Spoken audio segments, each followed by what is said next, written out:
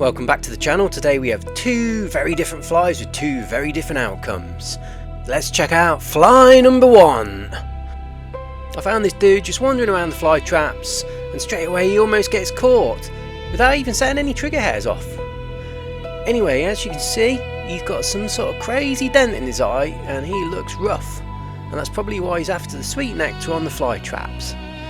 He's trying to have a good drink and enjoying the Flytrap nectar. This very chilled out fly doesn't know what's coming. And don't forget to hang around to see fly number two. This copper fly is a very different outcome from the first fly, so check it out later in the video. As always, this was filmed in ultra macro, high detail, and I noticed this little dude just wandering around. Bit too small for the traps, but he's having a real nice time.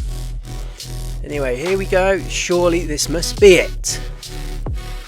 The trap shuts and his fate is sealed, and it's all over before finally getting swallowed. So fly number two is up, copper fly, and he's realised very quickly he's made a big mistake, and another one gets half caught.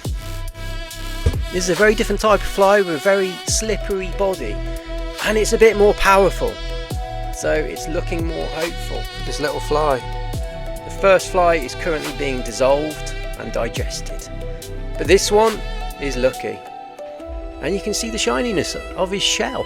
He is a very, very pretty fly, as far as flies go, that is. Anyway, let's have a look at the first fly. It's all over, just a simple leg, left kick him. But that is the brutality of nature and the beauty of Venus Flytraps. Thanks for watching! Mr. Naked Landscaper.